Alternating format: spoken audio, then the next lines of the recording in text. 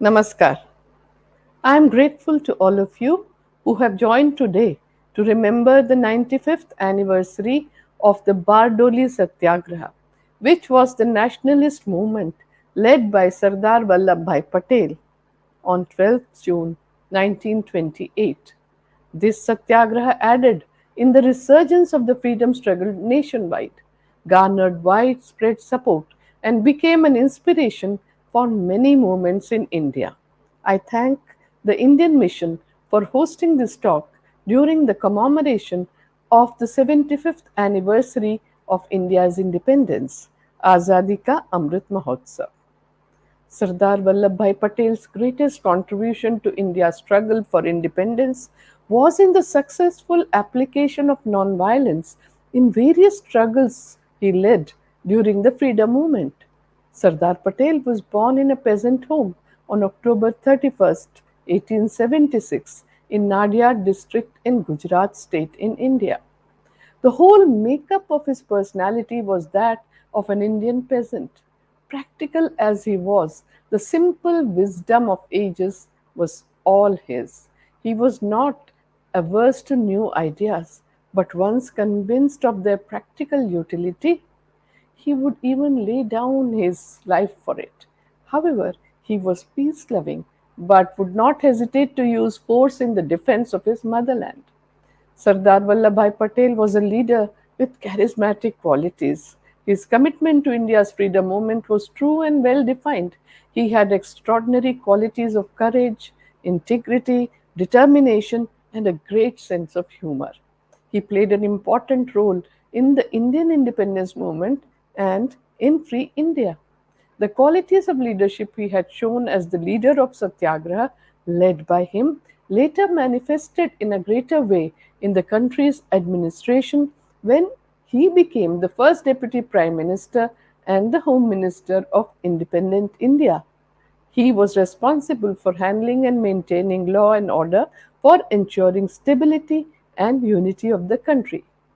Sardar Patel's legacy is associated with his negotiation skills, precision, firmness, and administrative efficiency. Equally, he stands out as the first major leader of the independence movement who came from a rural background, whose leadership in the various satyagraha and non-violent civil disobedient movements were remarkable. His inclusive approach was focused with laser like intensity on the essentials and the goal that he had to achieve.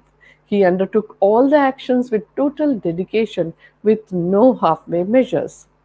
From an early age, Sardar Patel showed the leadership traits of an inspirational leader, and they were responsibility, forthrightness, courageousness, unsparing, just, skillful in debate, and aware of his adversaries' weak points. Sardar Patel possessed also the qualities of a servant leader with exemplary leadership traits. He had exceptional qualities of courage of conviction, measuring all the decisions against truth, injustice, and exploitation, coupled with a strong sense of humor, transparency, total fearlessness, and successfully navigating to the right choices. He excelled in the art of persuasion.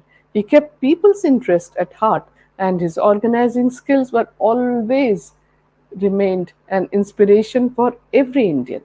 Sardar Patel's clear and accurate conception of his objectives and goal played a significant role in the Indian independence movement and later on as well.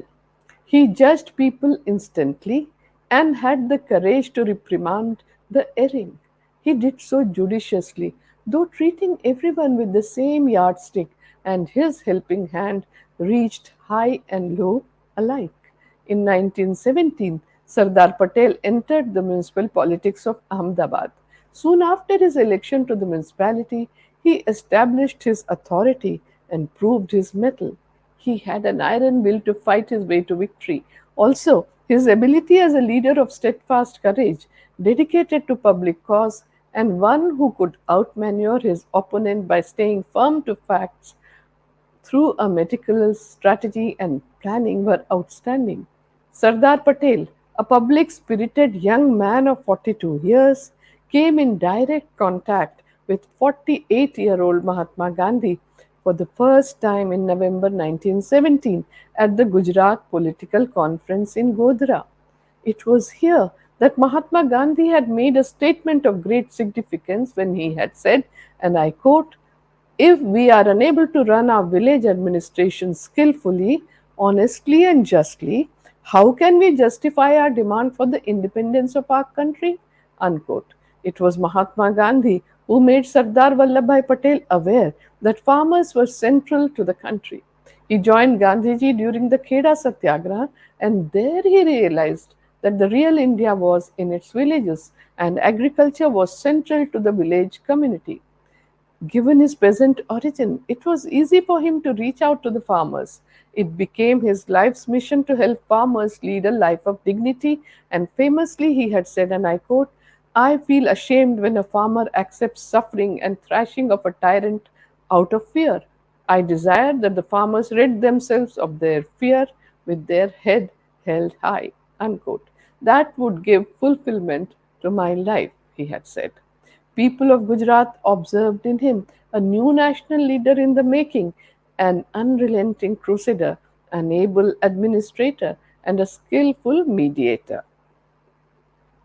In the year 1917, the nation witnessed Mahatma Gandhi's victories in quick succession in Satyagraha, which made a sweeping effect on Sardar Patel's mind that was profound, far reaching, and lifelong. It moved a mind that was resolute, analytical, and governed by reason. He saw the beginning of a new agrarian uprising which impressed him the most, as he was the son of the soil. This understanding irresistibly drew Sardar Patel towards Mahatma Gandhi, his methods of nonviolent civil disobedience, and satyagraha. Thus, Sardar Patel became Mahatma Gandhi's chosen deputy commander, and henceforth it was his support in planning and implementation which was the most significant contribution to the various satyagraha in India. In his 30 years of public life, Sardar Patel led 8 satyagraha in the Indian freedom struggle, starting from the Kheda Satyagraha in 1918, the Flag Satyagraha in Nagpur in 1923, the Bursat Satyagraha in 1923, the Bardoli Satyagraha in 1928, Ras Satyagraha in 1930, Mansa Satyagraha in 1938, Rajkot Satyagraha in 1938, and Junagadh Satyagraha in 1947. His substantial contribution to the Salt Satyagraha in 1930 and in the Quit India movement in 1942 were matchless. Sardar Patel had understood that the authority of even the most oppressive government ultimately comes from the consent of the governed, and if the people turn their backs on the authorities, it will be powerless. This satyagraha inspired millions of Indians to actively take part in the independence struggle. Sardar Patel's most famous intervention occurred in 1928 when he led a no tax agitation in the drought afflicted district of Bardoli in Gujarat, where he got the title of Sardar after the success of the Pride Satyagraha of Bardoli. Sardar Patel's capacities as an organizer, speaker, persistent campaigner, inspirer of ordinary men and women were already known, which came to the fore in the Bardoli Satyagraha. Vallabhbhai Patel had paid close attention to the development of Bardoli district, as he was certain that someday a struggle that would have national significance would start in the area. Bardoli district was prepared for the struggle and the government presented the people and the worker with the opportunity. In 1926, government had made a land survey in the land assessment and the land assessment amounted to 30%. Thus, the villagers had to bear the burden of a twofold increase, one on account of the increased assessment and the other due to the higher assessment of the upper class. Vallabhbhai Patel and his associates minutely examined the matter and were satisfied that the peasants' cause of not paying the enhanced land revenue was just. As soon as Gandhiji learned that Vallabhbhai Patel had made up his mind, he said, and I quote, well then, there is nothing more to be considered. Go forward and victory to Gujarat. Unquote. With these words began a partnership. Vallabhbhai Patel was the leader and Gandhiji his advisor. Vallabhbhai Patel's leadership combined the wisdom of a peasant with unique courage, forthright diplomacy, and the expertise of a master tactician. Upon Mahatma Gandhi's instruction, Sardar Patel led the Satyagraha in Bardoli that became notable because he united villages and towns, generated monetary and moral support from all over Gujarat for the farmers' agitation. He was ideally suited for leading the campaign in Bardoli. He was a leader who was loved by everyone. Some of the traits of Sardar Patel's leadership that one saw in Bardoli were his steadfastness and firmness towards the goal he had decided to achieve. He had the ability of strong and fast decision making, which one could see in all his actions during the Satyagraha. Sardar Patel was always known for his influencing ability and team building. Vallabhbhai Patel's leadership combined the wisdom of a peasant with unique courage, forthright diplomacy, and the expertise of a master tactician. The skill was seen in both the Kheda and Bardoli Satyagraha. By 1928, he emerged as one of the most influential leaders in Gujarat, who was second only to Mahatma Gandhi. Mahatma Gandhi was the greater guide to Sardar Patel, who received daily reports and gave his advice when necessary, but largely confined himself to writing in the Navjivan and Young India newspapers about the struggle as it unfolded, and the entire country came to know about the Satyagraha. Sardar Patel's strategy was to establish 13 village camps in administrative blocks in Bardoli and assign the tasks to different leaders to mobilize and coordinate with peasants. The Satyagraha remained completely non-violent despite the forced capture of land by the British rulers. The main mobilization in Bardoli's Satyagraha was done through extensive propaganda via meetings, speeches, pamphlets, and door to door persuasion. Special emphasis was placed on the mobilization of women. Students were another special target, and they were asked to persuade their families to remain firm. Sardar Patel and his colleague also made constant efforts to see that they carried the constitutionalists and moderate leadership with them on all important issues. He copiously corresponded with the concerned officials of the British government. Sardar Patel toured around the district tirelessly and explained to people in his inimitable style the principles of Satyagraha. Thus, he gave them strength for the Satyagraha and told people to be firm, saying, and I quote, having now gone into the water, you must learn to swim. Unquote. He reminded the people that the struggle was also a test of Mahatma Gandhiji's conviction in Satyagraha and said, and I quote, the world is talking about us. Just as the name of Lord Rama sanctifies even the stones, we have come to be associated with the name of a great man. It is our test. Unquote. He would often allude to Mahatma Gandhi and thus communicate the resolve of the Satyagrahis. Sardar Patel harnessed the creative energies of people from the Bardoli movement. The struggle drew strength from the traditional ties that bound the village communities, the methods of modern political agitation, and attained symbolic victory. When the government began confiscating land, Sardar Patel told the farmers not to worry, as the government could not take the land with them to England. They could sell only the confiscated goods if the government could find buyers for them. Thus, the unity among the local population was crucial for the success of the agitation. The government officers tried various ploys to destroy the unity, and Sardar Patel's heart, that well guarded sanctum, revealed itself. He seemed to suffer physical pain on hearing that the British government had seized some peasants' land and acted at once if someone on his team was ill or injured. The Satyagraha in Bardoli changed the mood of despondence in the country, and it gave the Indians new confidence. It gave the peasants new confidence. The soldiers of this battle were about 80,000 villagers of Bardoli district. Their leader was Sardar Vallabh Bhai Patel. He was given the name of Sardar or the chief by a village woman named Mithiben during the struggle, and the entire country adopted this title from then on. The residents of Bardoli to this day recall the stirring effect of the Sardar Patel's speeches, which he delivered in an idiom and style that was close to the peasant's heart. Public opinion in the country was getting more and more restive and against the British government. Peasants in many parts of the Bombay Presidency were threatening to agitate for a revision of the revenue assessment in their areas as well. I am not going to leave Bardoli, Sardar Patel had declared in June 1928. The decision to tie his future to Bardoli was a timely boost to the peasants' morale. Material support from all over the country, too, was beginning to reach the people of Bardoli. Sardar Patel founded an ashram in Bardoli in 1928.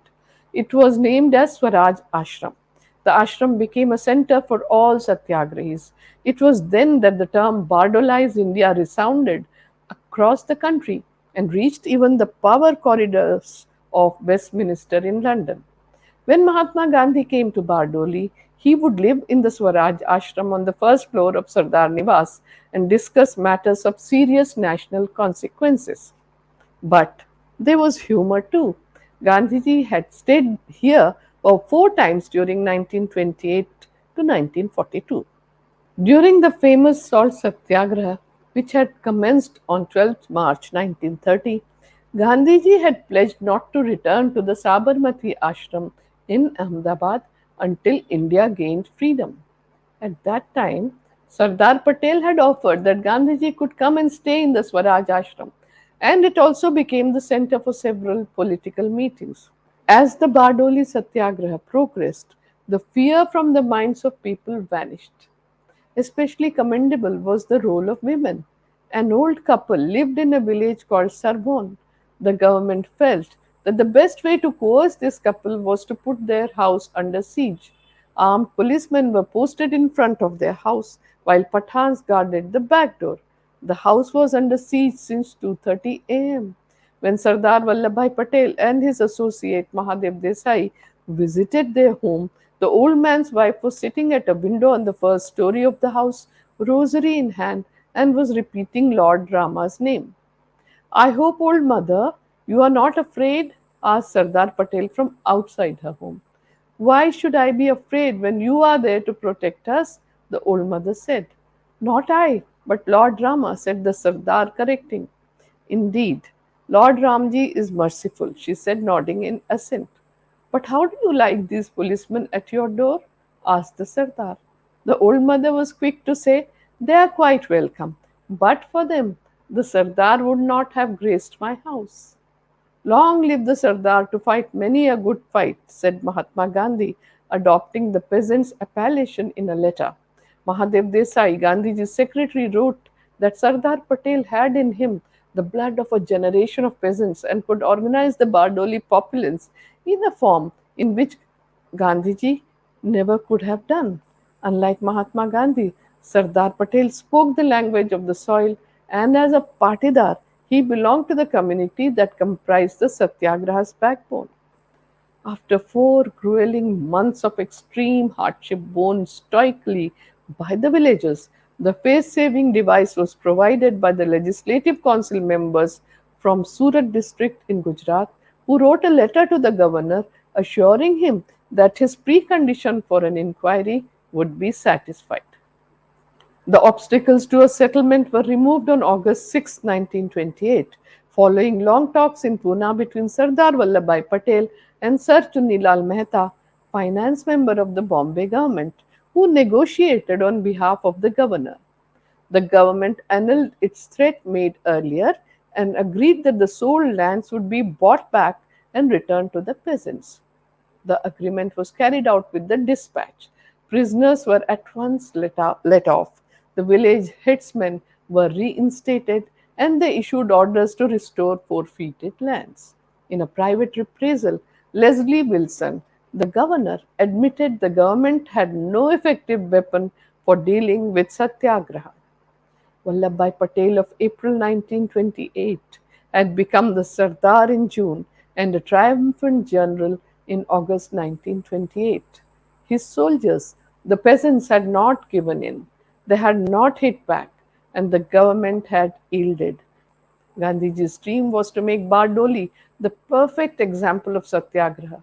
Bardoli has fulfilled itself in its own fashion, interpreting and perfecting Gandhiji's dream by Sardar Patel, she had said.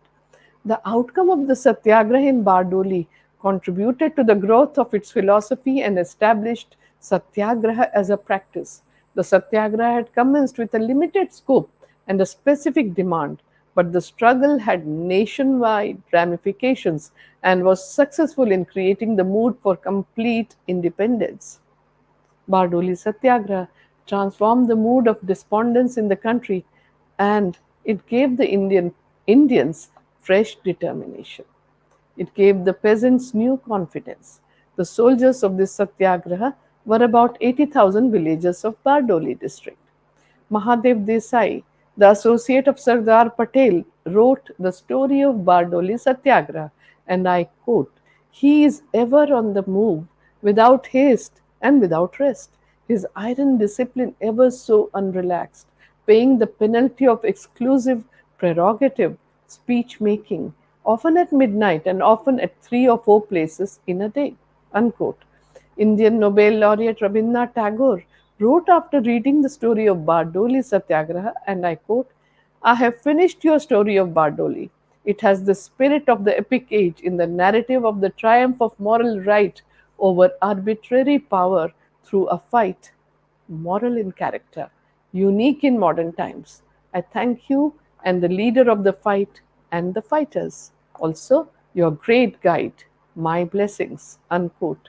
During the Bardoli Satyagraha, we can see Sardar Patel's decisive and straightforward leadership that combined the wisdom of a peasant, his unique courage, forthright diplomacy, and the expertise of the master tactician. Mahatma Gandhi offered his years of expertise, his philosophy of satyagraha, and the charisma that attracted the attention of the world. The satyagraha remained thoroughly non-violent despite the forced confiscation of land by the British government. No detail was too unimportant or sordid for Boss Patel, wrote the Time magazine in 1947. In the post independent India, Sardar Patel emerged as an astute leader and an insightful statesman, acknowledged as the Iron Man and a founder of modern India. As a nation builder, Sardar Patel's unrelenting efforts towards the unity of the country brought success. A man of iron will and absolute fearlessness, Sardar Patel integrated Indian princely states into the Indian Union. He is one of the prestigious leaders of the world who became immortal by uniting a scattered nation without any bloodshed. He took over as the nascent nation's deputy prime minister and the home minister at a very crucial juncture in history and devoted himself wholeheartedly to ensure that the country, which was already partitioned, remained intact and united. The impact of Mahatma Gandhi's personality on Sardar Patel was tremendous, which gave him a new mission in life. The Bardoli Satyagraha was a turning point in the Indian independence struggle, and as Netaji Subhash Chandra Bose, who was the most prominent leader of the Indian freedom struggle, prejudged that it was a precursor to a larger battle that Mahatma Gandhi would wage. To honor Sardar Patel, a 182-meter tall colossal statue of Sardar Vallabh Bhai Patel, billed as the world's tallest, was built in Gujarat, and National Unity Day is celebrated in India on 31st October to mark the birth anniversary of Sardar Vallabh Bhai Patel. Sardar Patel's life is an inspiration for everyone, and the nation remembers his tremendous selfless contribution gratefully during the celebration of 75th anniversary of India's independence. I once again take this opportunity to thank the Indian Mission for hosting the talk. My special thanks are to all of you who have joined me online today. Namaskar.